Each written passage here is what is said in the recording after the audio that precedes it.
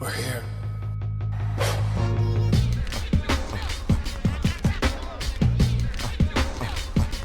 I wish I could give this feeling. I wish I could give this feeling. On the corner. What up, everybody? Welcome to another episode of the Corner Podcast. Kel Dansby here with the old man Andreas and Kel from Blue Wire Studios in the Wynn Resort in Las Vegas. Dre, it is fight week now. Yes. For Canelo. We just came off of a Las Vegas fight week. Yes.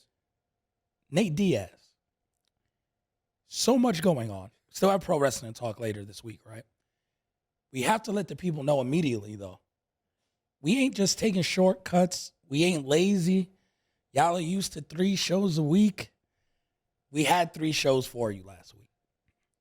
We're like, cool. We'll talk boxing. Put boxing out on Thursday. On Friday, we'll put out MMA. Perfect. We do our predictions. Everything's great going into the weekend.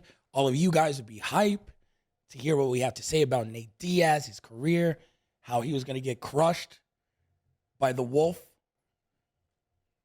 Friday hits. Friday morning. Weigh-ins. Not ceremonials, the real weigh-ins.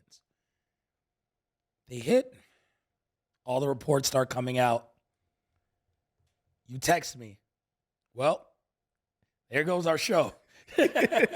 Had to scrap the whole show from last week for MMA. The entire thing changed. Never seen anything like this. Ever. Entire fight card changed on a Friday for a pay-per-view on a Saturday. Could you imagine this shit? NBA Finals? They're like, you know what? Man, nah, Bron's sick today. We can't do it. Lakers? Nah, the Lakers now are not going to face this matchup. We're going to put them over here against the Clippers. We're going to move the Suns here. Yeah, that's how we're going to go. Pay-per-view Eve. Switch the entire main card around. I mean, let's start with the fact that Khamzat Chimaev just didn't care about making weight. Man showed up 7.5 pounds overweight. Yep. Was not interested in cutting weight. Smirked on the scale. Went full heel. Yes, he did. The day before after we recorded the show was the press conference where the melee happened. Yes. No goddamn melee. Someone got kicked like it was 300. But it wasn't even that bad. I've seen worse. I've seen better footage than the footage that came out. I mean, the man, Khamzat did everything besides yell, "This is Sparta." Yeah, well, I mean, so just straight kick somebody. So you had that, and they canceled the press conference. And then the next day, it was like they watched the AEW All Out Media Day and was like, hold my beer. Yeah. And it was like destroyed the entire card. Yep. Tore it to shreds. And then somehow, Nate Diaz once again has the UFC by the balls. My man Nate Diaz has the most pedestrian record in MMA. It makes more money than just about every champion. Once it breaks right, it breaks right. That's all you need. And he brings them out. I'll tell you that much. I mean, that everybody was there for Nate Diaz. Yep. So obviously we'll go down the card and talk about Nate winning and his last fight in his UFC deal and Khamzat and everything else. But the crazy thing is, Nate literally had the power of UFC 279 in his hands. If Nate Diaz said, I don't feel like fighting. Yeah. Card's over. It's a Done. wrap. You cancel the whole card. Everyone gets refunds, Yep. everything. But they were like, all right, well, you fight Tony Ferguson. Whatever he accepted, which we'll talk about in a second, which is very strange. Dana says nobody got anything. Nate and Kevin Holland was dancing the jig. Yeah. They definitely got paid. Somebody's playing. But as soon as they said Nate versus Tony, everybody was like, I wanted that fight anyway. Yep. And the moment it happened, I was like, that's a winnable fight. People thought I was like, Tony Ferguson's not winning that fight. You've been saying Tony's washed. I've been for trying like to tell a year, people. year and a half. I was like, look at his schedule and then look at the killer. When he starts facing killers, it's going to be a problem. Yep. Gaethje, Oliveira. Like, you just kind of run down the list of the people that he's fought. And now he fought Nate Diaz. He's a shell of his former self. Yep. He doesn't have the power at welterweight. Like, if he's not, he was, I don't want to say he was never that good because he was that good, but the record was kind of inflated. And he got submitted for the first time in 13 years by Nate Diaz, who goes out like CM Punk winning Money in the Bank. See you later. Even though it's kind of nice, but what a mess of a show. And then Chimaev actually steamrolls Kevin Holland. It was the best case scenario for the UFC. I'm sure in the moment it didn't feel like that. It probably felt like the end of the world trying to pull this card together, not lose a pay-per-view, give all these people their money back, the panic, dealing with the athletic commission. Like, how do you approve all of this? Thankfully, they didn't bring any extra people in. Right. So medicals were done. Everything was done as long as you move stuff around and presumably pay them for their troubles. Then you can do whatever you want because everyone's already done their weight checks, their everything, the vitals, everything you need to be cleared by the state. So being able to pull this off had to seem maddening. Yeah. But this card was not great. It was never great. People not hear our preview show now, but it wasn't the greatest of cards coming into it. This is what they needed because at the end of the day, it's going to end up one of the most talked about cards of the year.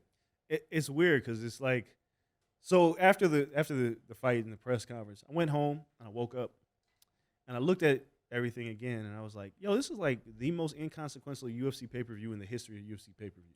No champions. You had 6 catchweight fights. 6.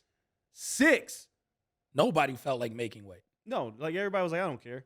Irene Aldana, she was like, hey, you want to fight at 140? Sure, we'll fight. Macy Kaya said, they're like, we'll both fight at 140. Who cares? There was the only fight that really mattered to the rankings that had any bearing was Johnny Walker and Ian Cutelaba. And they kicked Johnny Walker out by all accounts. Sent that man out there in his skivvies and some socks. No, he didn't have socks on. He's barefoot. Down Las Vegas Boulevard. Yeah, barefoot. And Dana was like, we didn't kick him out. I'm like, I don't know what happened. But in his fight kit. John Kavanaugh was like, what did you do to my man? But, man, what a chaotic 24 hours. And then you have the show, and it kind of worked out but like I said, Nate was the linchpin. Like, if Nate didn't fight, that card was over. We'll get into the details of who shuffled where, what happened, and go through the exact, I guess, timeline of everything and break it all down. But before that, this just adds to Nate's legend, right? Like, getting Conor when he did, winning that fight. Yeah. Perfect storm. Made him an insane amount of money from that point on. Now, for all purposes, you were going to leave the UFC being dominated and mauled. Yep. And now you leave like a hero flexing, mid-choke flexing. That's what people remember you of. Yeah. Again, the most pedestrian MMA fighter walking the face of this planet making more money than everybody. Nate Diaz has, I don't even want to say failed up, but I don't know what else you call this. Because who else continues to find themselves in these situations? Right time, right place. Stepped in for Conor. All right. It was, and I said it on the show that we got scrapped. Like, Nate Diaz has never held a title in any promotion that he's fought in. Never. They tried to make a title for him to win in the UFC. He couldn't win that one. I forgot he lost that BMF belt. Yeah, he couldn't win that fight. So he ends up in a fight, and the UFC's like, well, let's leverage his star power to get somebody else over. Yep. And then Chimaev was like, I don't care. I'm a villain. I ain't making weight. So, and we'll talk about Chimaev's future because I think the UFC actually fell into a good problem. His future is next to wherever you send Patty to Batty during camp to lose the weight. Yeah, well, we'll talk about it. We'll talk about it. But the Nate situation is now like, all right, now you go from a fight that you can't win to a fight that's very winnable. And then you win that fight, and you say, he's what, 38, 37? Yep, 37. Talking about, I'm going to go show you guys how to take over another promotion. I'm like, Nate, you haven't won in the promotion you're in. How are you taking over another promotion?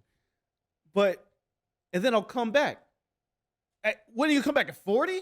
To be fair, he only fights once every 2 years anyway. He ain't got that much time left. Like, his only fight left, well, because you know what the only fight is outside of this octagon. It's one fight. Jake Paul. Thank you. He only has 2 fights left. Jake Paul, Connor. That's it. I don't care where they happen. But they're going to be Only 2 fights. Going to be these massive fights. Yep. Huge. And all because now, I mean, they would be big anyway, but Nate just beat Tony Ferguson in his last fight. This man is, God damn. Like, I wish I could be this average and make millions of dollars. 20 years of an MMA career. So he deserves the money. You do anything for 20 years, I'm not going to knock you making millions of dollars. But here's He won the long game, Dre. If you stay in something for 20 years, you're liable to get a few breaks going your way. But usually you say, fuck this, I ain't making no money. Because at one point he was making 16 grand, 40 grand. Mm-hmm. He made the most money of his MMA career way past his prime. Yeah. And for losses. Right? Like, my man won the Ultimate Fighter 5. What? We in the 30s. Right? Like, and now he's peaking in terms of financial viability, and he's leaving on top. And like the UFC is like, damn it, he got away again. Dag nabbit, kids keep pulling a fast one on us. Listen, y'all, they tried to get us killed. The MMA guys love Nate Diaz. Hardcore MMA fans love Nate and Nick Diaz. Oh yeah, that's another thing that was shown here. You call him pedestrian, but we'll do records aside. One of the best things I heard this weekend was a friend of ours, AJ, friend of our podcast, AJ Springer, versus Rat Pack. Saw a tweet you had, and it reminded me of Nate. Put out this tweet 18 years ago. Lil Brother, Minstrel Show, dropped. What was your favorite song? You asked Twitter. Yeah. Now, 70% of Twitter, even your followers, hip-hop people, probably haven't heard this album by Lil Brother. Some people have. You've heard maybe some singles by Fonte. You know of Fonte. Most people can't name all 3 members of Lil Brother. They know him individually. People know Ninth. But it's just like you might not know. To me, Lil Brother is to hip-hop what the Diaz Bros are to MMA. And I hope they get their Nate Diaz run. Just you're 20 years later, get a Grammy, right? Like, because they haven't won anything. Yep. If you are a hardcore MMA fan, you know the Diaz Bros like from the jump. Right. If you're not, you know them from McGregor on. Same thing in hip-hop. If you are a hip-hop fan, you know Lil Brother from the jump. Yep. You know these albums. If you're not, you know Knife now produces, like all these people, like you have no clue Lil Brother existed. I was like, what an amazing week to have a Lil Brother, like, because Lil Brother's the Diaz Brothers of hip-hop. Yeah, I mean, the Minstrel Show, as much as we've called it a cult classic, it was like 3 years ahead of its time before the blog era took off, and it flopped commercially. Yes. It bricked hard. Atlantic tried to push it, but they didn't really try to push it, and it bricked. And then it was like Ninth produced Threat for Jay, produced Girl for Destiny's Child. He produced all these great things. And now Fonte does Sesame Street. Like, does he? Yeah, he did Sesame Street. Okay. He did Sesame Street. He's done, like, he did the Zion commercial last year before the NBA season started. Like, their careers have taken off, but, like, real fans know the origins. Like, the real fans know the original Scrap Pack with the Diaz Bros. Yep. The real fans know that Nate was Nick's little brother forever. Forever. Nick was the man. It was Nick Diaz Army, not Nate Diaz Army. There was no Nate Diaz Army. No. It was Nick. Yes, he was part of the Nick Diaz Army. It was Nick face planting Robbie Lawler. It was Nick that was winning in Strikeforce. It was Nick doing, styling on Anderson Silva. It was Nick. Yep. Now it's Nate. It's the weirdest turn of events, man. I mean, they're like the Cheech and Chong of MMA. They are. There's something about that quality. Again, this is the best thing about combat sports. You don't necessarily have to win or lose to be great. You just have to be polarizing. Yeah. It doesn't take much else outside of that. Just be polarizing, and you'll do fine. You can have one hell of a career. And if you can find one thing for people to relate to, you're golden. Yeah. And the Diaz Bros, again, this comes full circle, much like Lil Brother, ahead of their time. They were all about weed in sports before it was cool. And everyone who smoked weed and thought it was edgy loved them because of it. And then now it's legal everywhere. They don't even test for it anymore. But they still have that, like, stoner bros. Like, if you love weed, you love the Diaz brothers. Nate was lighting up at the post-fight. He lit up, and he was just like, he called Lee Jillian Chun-Li. Nate was wilding, but it was just, bugging. It's just who he is. It's who they are, and that's what's made them so endearing to fans. I don't even think they get high anymore. You ever see people smoke so much? I don't even know if they get high. No, it's like habit now. It's just like, like I've never seen Nate Diaz high. He acts the same all the time. Well, or I've never seen him sober. Like I can't tell you which. Yeah, I don't know which way you go with that. Yeah, I'm not positive. You know, chicken or the egg. I don't know what came first, but I've only seen him act one way. I mean, it's crazy. This is what makes the Diaz brothers. So, the fans love them. Like, again, I reiterate, they had that card in the palm of their hand. I say they because if Nick was like, Nate, don't do that. Nate was like, yeah, man, you probably don't want to do that shit. And they wouldn't have fought. Yep. And then Dane was like, fuck, I got to cancel this whole card. Because that card sucked. It wasn't great. It sucked. It played out better than it was on paper. I don't talk about how the fights play out, but on paper, if you're trying to sell me a fight card, like usually if you look at Abu Dhabi, you look at MSG, like, title fight, great fight. Oh, these fights mean something. Ooh, and then you look at this card. The co-main event was Lee Jillian versus Tony Ferguson. Yep. Who had lost 4 in a row. And Chimaev, who you're trying to make a star, and Nate Diaz, who's you're trying to leverage the star power. It was a shitty card. Could have been better. It was shitty. Fight nights this coming fight night is better than this card. But It was the power of Nate Diaz that brought all those people into the arena. Like, that place was rocking for Nate Diaz. What the UFC now has had like something like 6 or 7 pay-per-views non-main evented by a title. Yeah. Nate is in 3 of them. Yes, Nate is in 3 of them. You have Masvidal, who was in 1 with Nate. Yeah, or he's 4 now. Because Conor twice. Masvidal in this. 4 out of 7. Yeah, and you know who's the other one? Nick. Nick versus Anderson Silva. Nick did have Anderson Silva fight. So it's like, how does this happen? I don't know. Then Masvidal, who just got the rub from Nate. Right. Masvidal Covington's the only fight that didn't involve a Diaz brother that main evented without a title, a pay-per-view. Magic. That's legendary status. The magic of Nathan Diaz. Let's go through the card then. Let's go through the week that was. So you mentioned Khamzat missed weight. Didn't care. Dog, he didn't. He posted a picture of him and Darren Till, fat. He hit the scale, like, what was it, 88 or something? Whatever it was, 78. 188.5. Yeah, 188.5. Touch the scale. 188.5. Says, I'm sorry, 178.5. My bad. He's like, oh, it's not that bad. Yeah, he was like, And he shrugs. Like, that must mean he had to be like 15 pounds over the night. Oh, he was huge the night of, because, he said that they wouldn't let him cut any more weight, which means that all he was doing at that point is rehydrating the next day. So he was huge on fight night. It didn't matter. It's not like Holland had a chance to win that fight. No. Holland knew it too.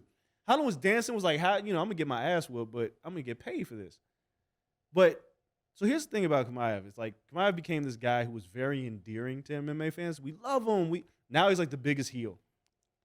It's better to be a bad guy. It is. And he doesn't even have to try hard to do it. No. It's just part of who he is. Like, at the press conference, he goes, somebody asked, he was like, well, what did you think about the fans booing you? He was like, you give a shit about that? That was his answer. And then somebody else asked him a question. He was like, what? And he was like, never mind. It was like, shit. This guy is like the scariest man in MMA right now. Full heel, baby. And he's not trying to. Meanwhile, you have people like Colby Covington who have to create a persona to sell fights. This guy is just who he is. The UFC has managed to stumble into a gold mine with him because they booed the shit out of him in the arena. They let him have it. But you think they're not going to pay to watch his next fight? Oh, all of them want to see him lose now. And he ain't. Here's the thing.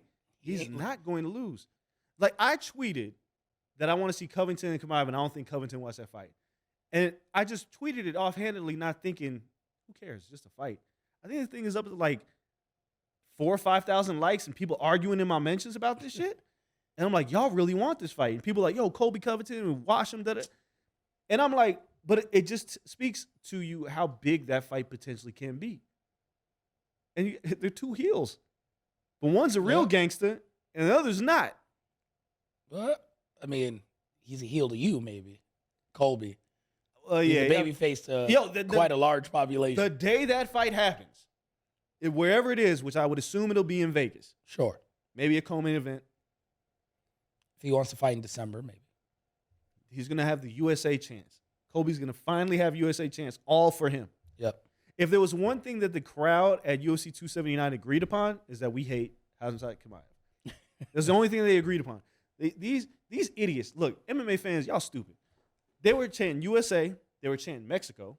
They booed Li What are they Jinliang. chanting Mexico for? They were chanting Mexico for Irene Aldana. Okay. But why? I don't know. They booed Li Jinliang. What did Li do? He's fighting a man 10 pounds heavier than him on short notice and wore a nice suit to the press I was going to conference. say, He he's didn't the show up. best dressed man on the card. And they're booing him. They booed him. Interesting. They were this crowd was so confused. But when Khamzat Chimaev came out, boo! They universally hated that man. It was one thing that the MMA community can come together on, was that they hated this man, which now means that the UFC is like, book him against Colby. I know they're gonna say like, well, we don't know if he can make weight. Look, man, Well, Kelvin Gastelum blew weight a billion times before they finally figured it out with him. Yes. No, his next fight, manager came out and said they wanted at, I guess, the higher weight class. 85? 85. So, I guess that's the Paulo Costa fight then. looks like it. Borchino wants it. Borchino don't want those problems. I don't think anybody wants to come out of like, again, we're going to actually run through the actual card and the fights itself. But, dog, you had a hard time with Luke Rockhold. What you talking about? What you got in that secret juice, bro? He's loving that secret juice right now. Yeah, I want to know what's in it. Yeah, don't we all? But no, no one wants these problems. This is the third time in his UFC career that he's taken 0 significant strikes in a fight. He's one behind the record, which is Rumble Johnson. And that's because Rumble will just take someone's face off with one punch. This man is not one knockout power. No, he's not that. He's doing this by taking people down and pummeling them. They can't even land an elbow. We'll talk about the fights on this card. Someone from their back landed a liver kick. Yeah. And won. Like, I've never seen that shit. But they can't even do that to this man. No, he's different level. He is. And again, people talk about this Colby Covington fight. I hope Khamzat can figure out a way to get down to 70. That's a good-ass fight.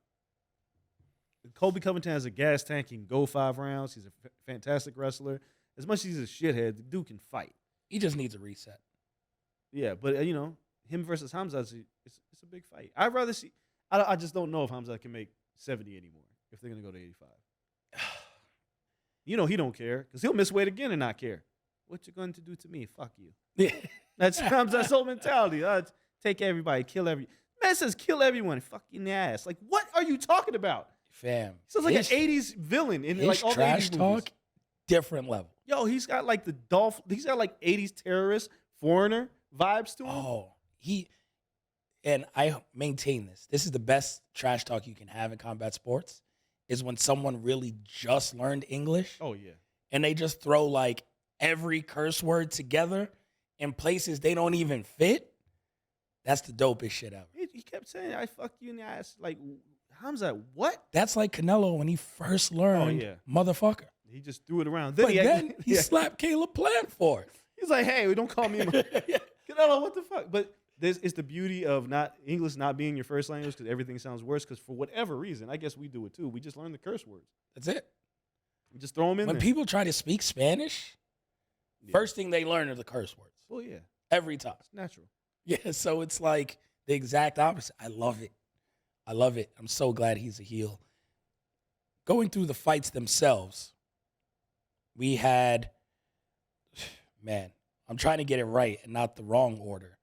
So Johnny Walker versus Kutalaba Walker wins by submission. I picked him by knockout. I did not have submission on my No, bingo card. he got him out of there. Johnny Walker still. Then Johnny Walker goes, you know what? Remember that time I separated my shoulder doing the worm? I'm gonna do it again. Do it again. Like, yo, if the press conference told AEW out me this scrum to hold my beer, this card was like, let's do a caker. Let's do an upside down caker because they were really trying it on this card. Everyone. Irene Aldana, Macy Chason. I mean, the liver kick. It was a From really her good fight. back, Yeah, it was a an really up good kick. fight. So I'm looking and I'm like, what's going on? She's on her back. Macy's, trying to posture up. She backs up a little bit. Irene throws the heel kick. It hits her.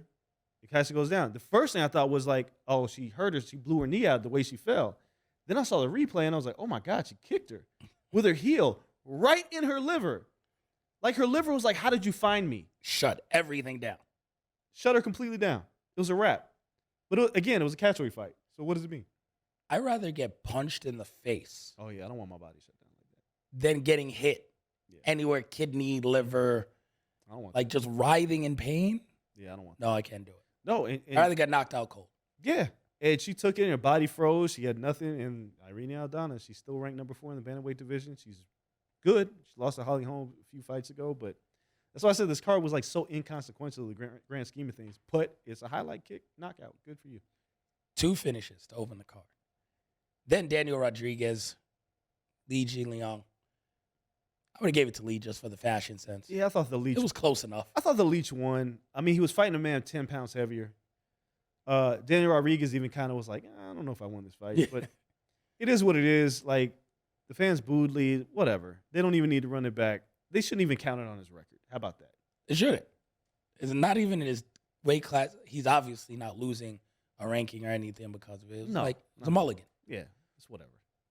Co-main Khamzat versus Kevin Holland. Oh my God.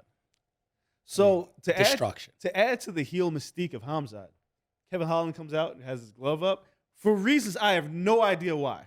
We got This to man ask just him. kicked you in the chest at the press conference. Yes. You got to wave off the hand gesture. Like, no, I want to fight. Hamza doesn't even look.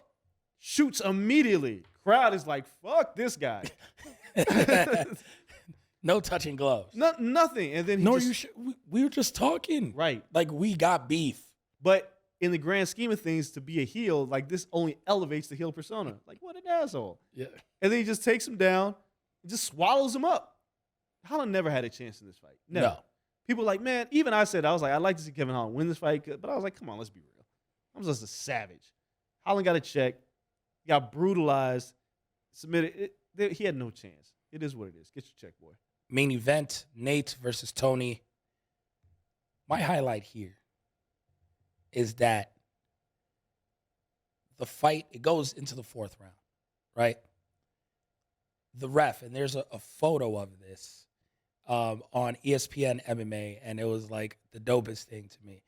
The ref stops it in the 4th round at exactly 2:09 Oh, yeah. on the clock. Straight up. Like, he looked at the clock. It was like, Stockton. Yep.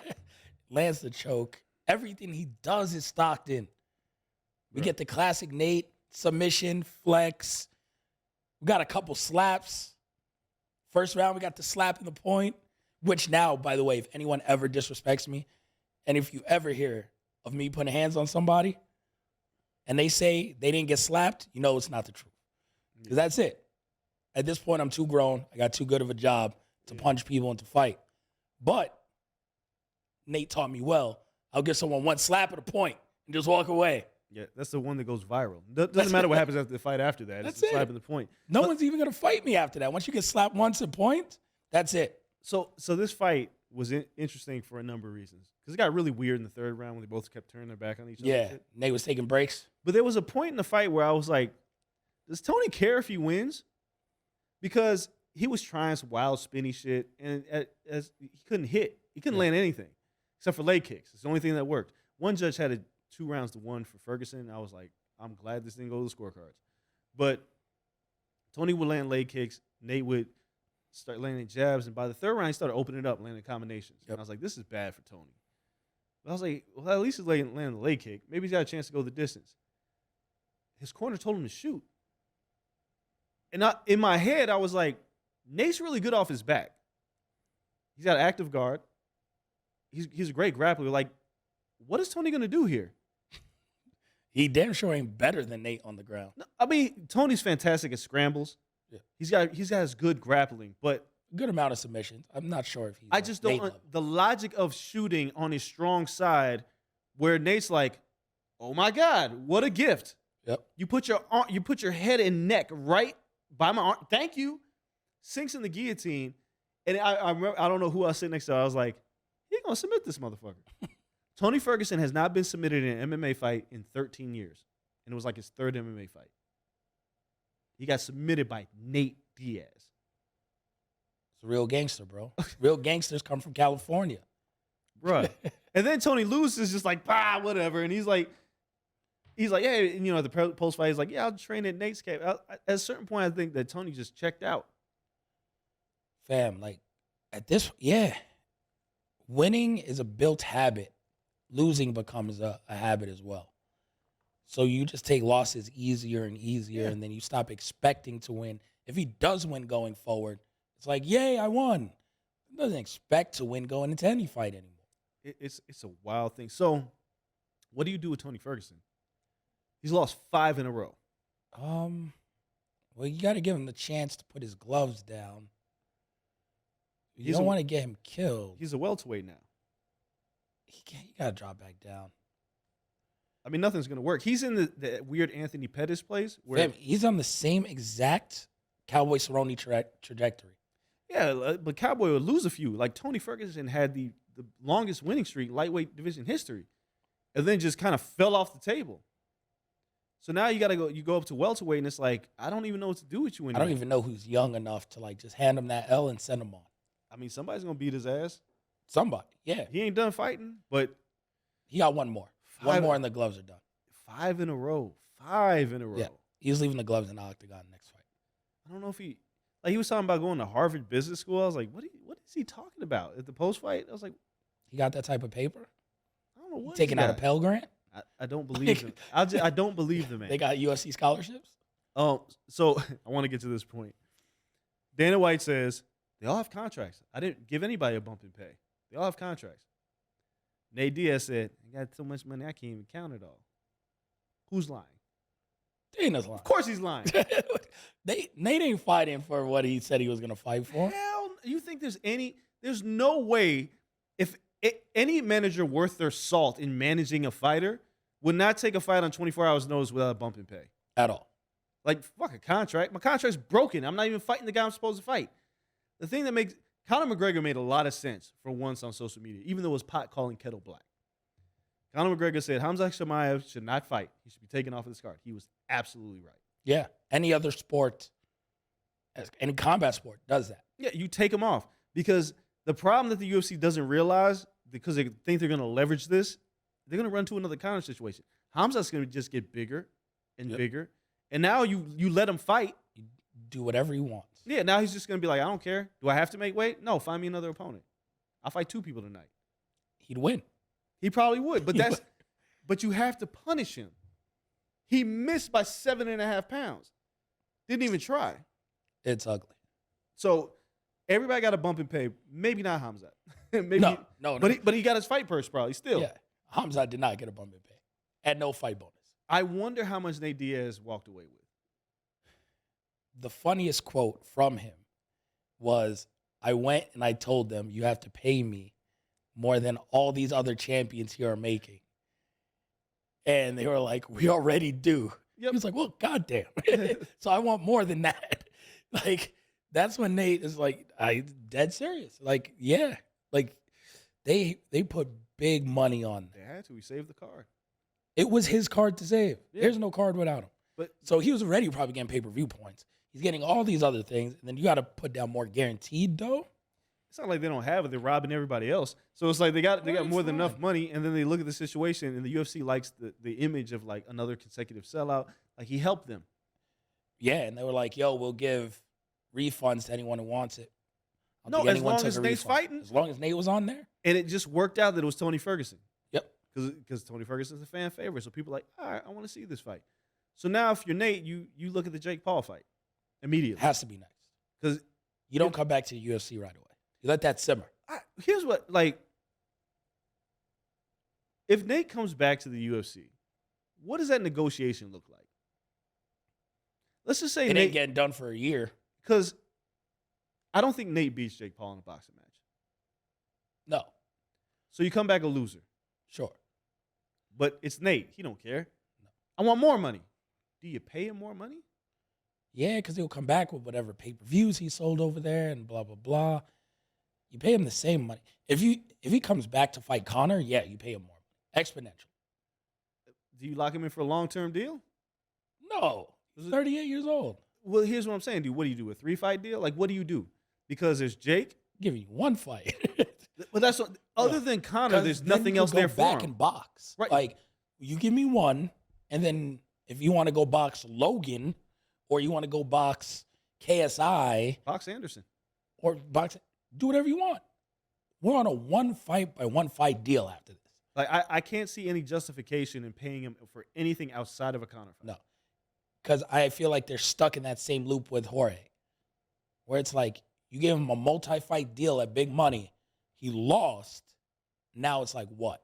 You always got to have him in a main event or co-main to justify this, because you got to give him pay-per-view points. Like, he can only fight on pay-per-views. You have to give him elite competition, which he'll probably keep losing to, but just to justify the money you're paying him. So it's not good for either of them. It's a mess. I It's mean, good for bank account. if they had Nate for one more fight, I hate myself for even saying this, but they could book the Leon Edwards fight. People be intrigued. They would, because everybody watched Leon dominate 24 of 25 minutes of that fight. Nate lands one punch, and everybody's like, "Oh, Nate won!" No, he didn't. You know why? Because Leon won that same way. Yeah. So Well- he's the champion for winning that same way. So they'll say, "So you're telling me we got a chance?" Yep.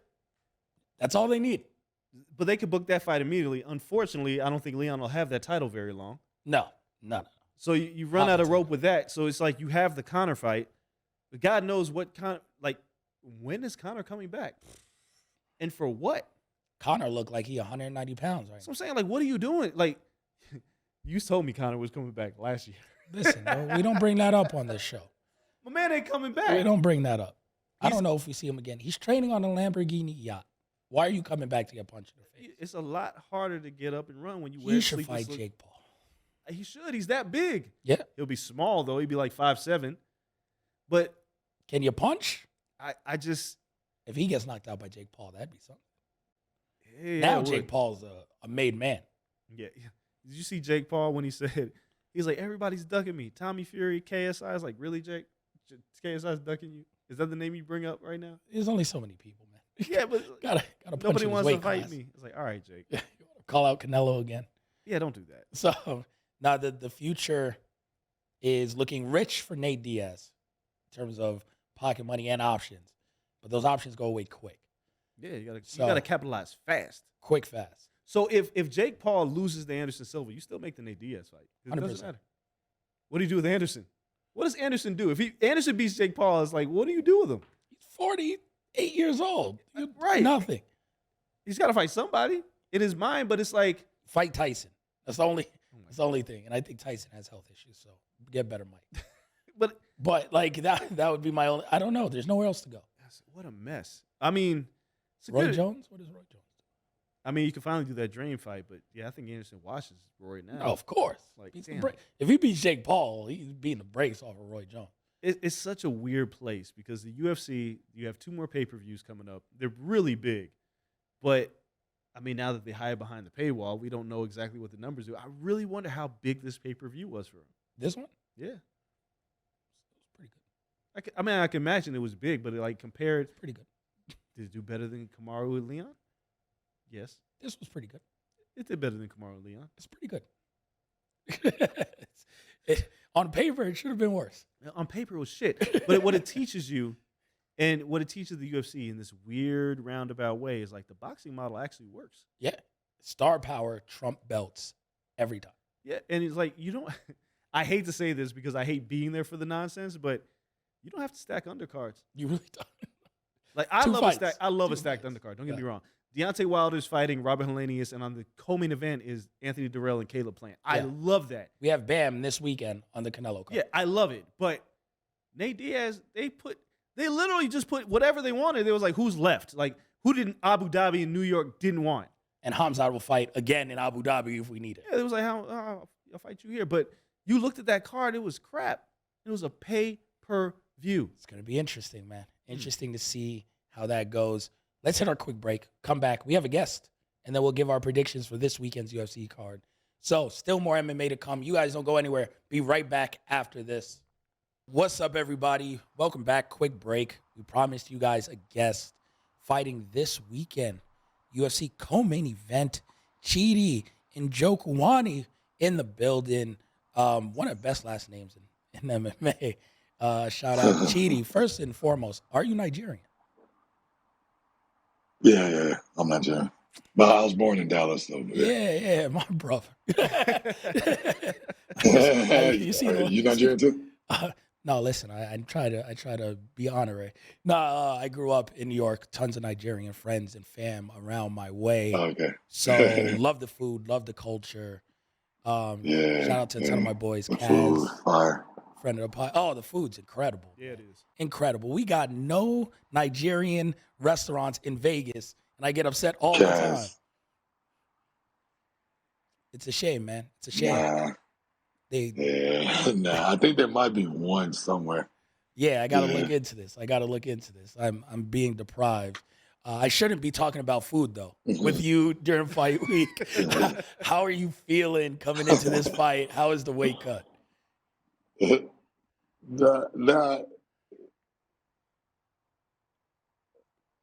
Feeling good? The weight cut ain't bad, man. Once I moved up to 85, it's been pretty easy. So I'm solid. I could still eat whatever I want right now, if I wanted to.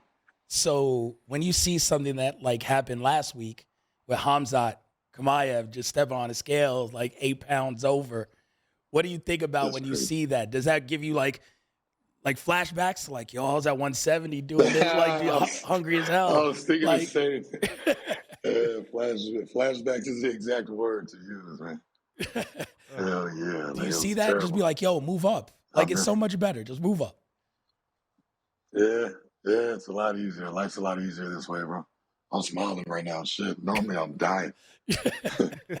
But, yeah, I used to miss weight a lot, too. That's crazy. That's crazy. So let's talk about this fight, man. You've won 3 in a row, showed up in Dana White's Contender Series. You won a Performance of the Night bonus. Like, you feel like you're really hitting your stride as a fighter right now? Yeah. Like you really it feels like you've settled in this weight class. You got this. It feels like you got a really perfect opponent for you to show off your style. How do you feel about this fight as a whole?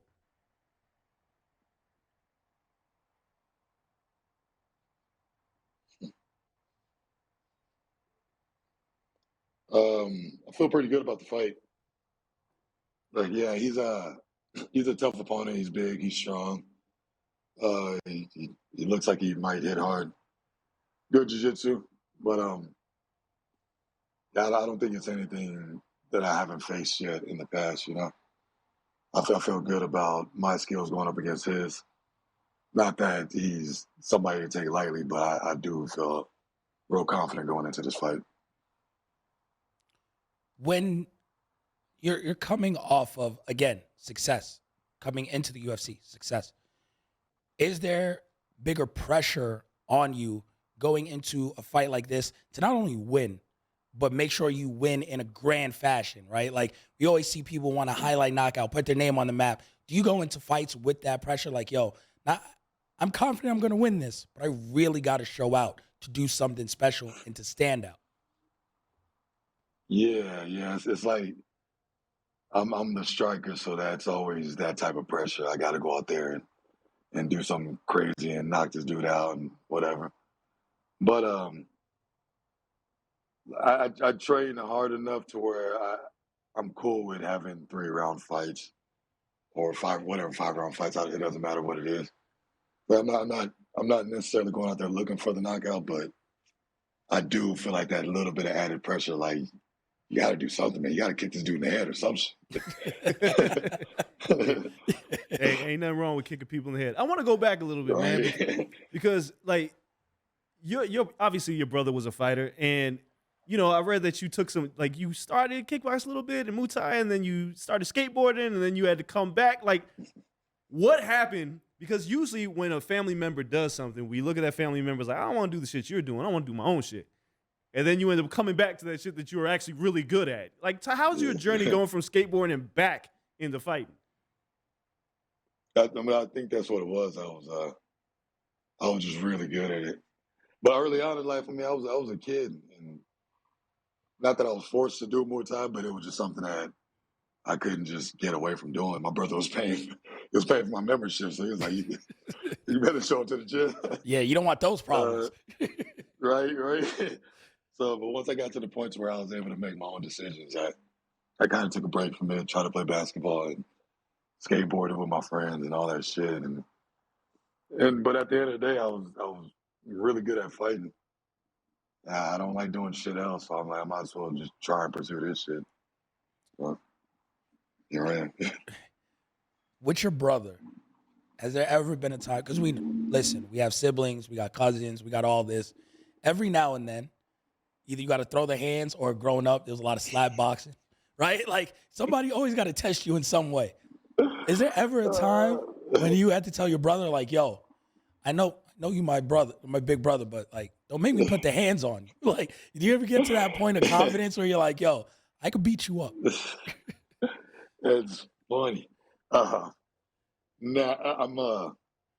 he's like 8 years older than me, so growing up, it wasn't like, he was more of like a father figure than he was a big brother. So fighting him was a big, like, nah, that wasn't even on the menu. and then, but once I hit my growth spurt, that's when he stopped fucking with me. He stopped picking on me and all that shit. Yeah. So it was like a little bit of a sign, like, yeah, all right, I ain't gonna beat you up, but I can hold my own now. It's like, quit fucking with me though. Yeah. So it was one of those things. I was gonna say, I think we all run into that situation. Like, your Anthony looked at you and was like, he might be able to fuck me up now. I think I need to step back. I ain't gonna mess with you today, little bro, but he might already knew at that point. It's like, I don't want to get my ass whooped by my little bro. I gotta back off of this. Right. It was probably one of those days where he swung at me and I weaved it. He's like, you know what? You're right. We can talk this out. It's always that day always comes. That humbling moment where you're just like, yo, wait, he got a little quick. Like, I'm fast too. Shit. We got the same DNA, bro. Like, don't even trip. All right, so coming into this weekend, again, huge stage, huge platform. You're going to get this win, so let's just chalk it up. I know you can't say that word, chalking up the win. You're getting the dub. Is there fighters in your mind where you're like, yo, I'm calling this guy out, or I want to fight this person next? Do you plan out your next couple steps in your career and see where you want to go exactly in the UFC? Nah, man. I wish I was that type of fighter, but I'll be so focused and caught up in what's coming up, like what's in front of me. It's hard for me to even think about my next meal after the fight, So I wish I was that guy that had a whole list of shit that I'm gonna say after I win and all that, but I'm just trying to just get this W, and then go on from there. Yo, so all right, so post-fight interviews, like you just said, you don't have nothing planned out. Do you just say what you feel? Like, in the post-fight, I've seen different cats go through all kinds of mental things when they're getting interviewed, like whether it's Rogan or DC or whoever's in the octagon with them. Some cats have it fully rehearsed. Some guys are just like, man, I don't even want to do this. I'm ready to go eat. Like, what is your mentality after winning a fight? I'll just be up there winging it and just hopefully I don't say nothing too stupid. And because it's all just a freestyle. So yeah, I just try to keep it simple and not get too out of line and say nothing I'll regret later. Yeah, you can't go full Derek Lewis. Can't go, my balls are hot. Right, but I mean, I've heard about fighters like planning it out and going over it with the commentator, like, this is what I'm gonna say and shit. So, but now I can't. I'm telling you, bro, I'm too focused on the fight, and nothing else matters. Man, that focus is definitely the key to success. We appreciate you taking time out, chopping it up with us. Can't wait to watch the fight. I feel a head kick knockout coming on now. Now that you mentioned it, I could just picture it. Like that head kick knockout is what I'm thinking. So now I'm throwing them. I'm gonna be chunking them. let's do shit. it. We appreciate it, man. Best of luck in the fight. Have an amazing fight week. Get some good food after the fight. You deserve it. You don't know what you're gonna eat, but get some good food. Hell yeah. We'll be watching. I'm going straight to Dallas against Nigerian food for my mom. So that's my plan. Listen, if I'm in Dallas for a fight, we gotta hit you up. Pull up. Yo, tomorrow have a let me plate know. ready. We going in. Nah, we That's appreciate it, man. Thanks so much. Yep. Yes. That'll be easy, man. Take care. Yo, you too. Man, incredible.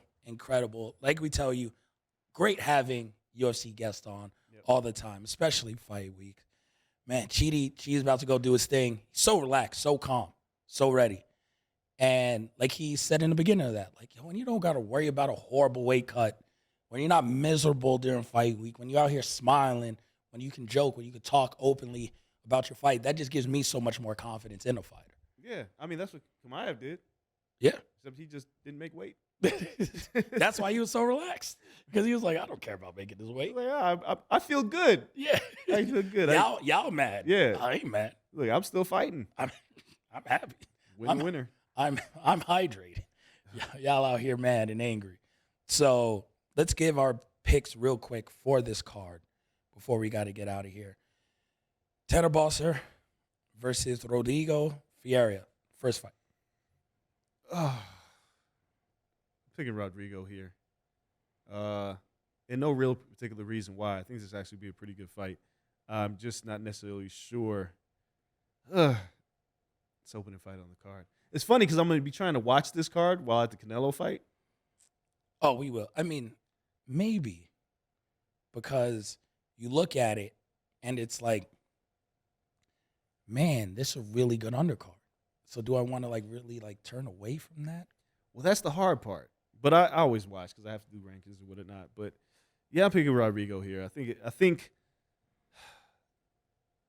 Tanner Boss has been around for a while in the heavyweight division, needs new blood. This might not be a pretty fight. How about that? Somebody's getting knocked out though through either exhaustion or hands. Yeah, I'll take Rodrigo to win too. I mean, he lost to Chris Daukaus. He had no contest in his last fight. But before that, he was undefeated. So Tanner's been around for a while, and it's time to go. Bye. Just out of here. Andre Touchy-Feely. Next fight. Bill Algeo. I don't pick against Andre Feely. One, he was in a movie my boy Danny Acosta wrote. So it's too close to the reverse Rat Pack for me to pick against him. Yeah. So Bill's on a 2-fight winning streak. Andre Feely things didn't go well in his last fight. Feely's always a good fighter. Was a fun fighter to watch. Mostly stand up. He can grapple as well. I'll go with Andre Touchy-Feely here just because I went with him last time and he lost. Feely needs a win. Bill, stop. For anybody who remembers, Bill's last fight was against Gilbert Burns' brother. Yes. Herbert Burns, and Herbert Burns couldn't get up because he was so tired. Mm-hmm. So I don't know if that's necessarily because Bill's a good fighter. Or Herbert just had no cardio. Yeah, so I'm going to go with Andre Feely here. Either could be true. Chidi we just talked to. I made my prediction by head kick. Well, yeah, no, the Njokuani brothers, their stand-up, Anthony Njokuani's stand-up was tremendous, right? Yep. He just couldn't stop a takedown. Chidi seems like he's learned, and I think he's in there with an opponent that may try to test him, but may stand right in front of him. Yeah. And I think the UFC knows they have a guy who can get some big knockouts, and want to put this on as a co-main event. I'm picking Chidi by stoppage. So there is pressure on Chidi to stop this guy. Yeah. You're in the co-main event for a reason. Yeah, Chidi Njokuani. You don't get co-main events every day. No, absolutely not. So when you're there, it's time to show up and show out. Main event, Corey Sandhagen versus Song Yadong. Man. I never pick against Song Yadong. Because of his name? Best name in MMA. I'm not a fan. People are like, yo, who are you a fan of? And I'm like, I cover the sport. I'm really not a fan of anyone. I am a fan of Song Yadong. It's my boy. I'm picking Corey Sandhagen. Look, I think damn it. I think Corey and TJ had a great fight that could have went either way. Yeah. I think Corey Sandhagen is one of the better fighters. Look, Song Yadong just beat Marlon Moraes, and Marlon's just completely Song's washed up. 24. This Yeah. sport's not built for 24. No, not at all. And I think Sandhagen, his striking has always been pretty damn good. I think this is going to be a really good fight. I just think Sandhagen's got a lot to prove at this point. Losing to Dillashaw sucks, but I think he can make some ground up by beating Yadong. And Yadong, he's young. He's 24. He'll learn from this. But yeah, I'm picking Sandhagen by stoppage. I never pick against Song Yadong. And he was number 2 on my UFC fighters under 25 list. So I got to root for him in this fight. But again, a sneaky good card. Chance for a lot of action, a lot of stoppages. And on paper, it looked as good as last week's pay-per-view card. Strangely enough, I mean, like the Sandhagen-Yadong fight could have been the co-main event on this pay-per-view, and people were like, ooh. Yeah. Like, been more instead we competitive. got, Li Jingliang and Tony Ferguson was the original co-main event, and I was like, ew. Made no sense. Yeah, so this will be it'll be a fun card. It'll be something I'm watching while I'm ringside for Canelo Triple G. I don't know when though, because you're right. Because dude, Mark Castro, Bam Rodriguez, Yes. Gabe Rosado's on this card. They loaded this card up. They did. They did a good job with that. So we shall see. Yeah, we'll talk about that in our next episode later on in the week. Talk about boxing, Canelo, this entire fight week. I'll tell you a little bit about Social Gloves. Boxing, I was in LA for last week. I watched it while I was at the UFC card. Listen, I know we'll get into it when we do our boxing show, but Big Broom, boy, he thought he had a decent give. Fight. I kept saying I was watching it in the press room. I was watching it in the press room, and I was like, oh wait, the referee let him get knocked down. Jack Reese let him get knocked down 5 times. Yeah. He'll get McBroom killed out there. It was a good fight. 6 total knockdowns. You can't be that. Not many people were there, but between me, Regis Proigres, who was there, Chris Brown, YG, Tyga, that's about it. Like, and a bunch of TikTokers. We were entertained. Yeah, it was an entertaining. We were sports entertained by a boxing event. So we'll talk about that on our next show, and then of course we have a pro wrestling show still to come this week. It's kind of quiet week in pro wrestling. You guys will get a lighter pro wrestling show and a heavier boxing show because we got a lot more to talk about in boxing. Oh, a ton. So we appreciate you all from Blue Wire Studios here in the Wynn Resort in Vegas. For myself, the old man Andreas Hale. Make sure you guys follow us on social media at Corner Podcast _ on Twitter, Corner Club for Life on Instagram, the Corner Podcast on YouTube, where you can see all of this, all our beautiful faces. Thanks to Brian, who taught me something today. It's something called a hair light that he fixed above us, so we look very clear now. And I was like, for this show, it has to be called a scalp light, since neither of us have hair. But he assured me that it makes us look better. So if you guys see us in even better quality, thank you, Brian. Thank you, everyone. Producer Cole Bebe will be here later on in the week. It's going to be one hell of a week. Nick on audio, wearing the Elite shirt, trying not to get suspended in there. Make sure no one is throwing hands over here with the Elite T-shirt on. We appreciate you all for listening. Until next time, we are out. Peace.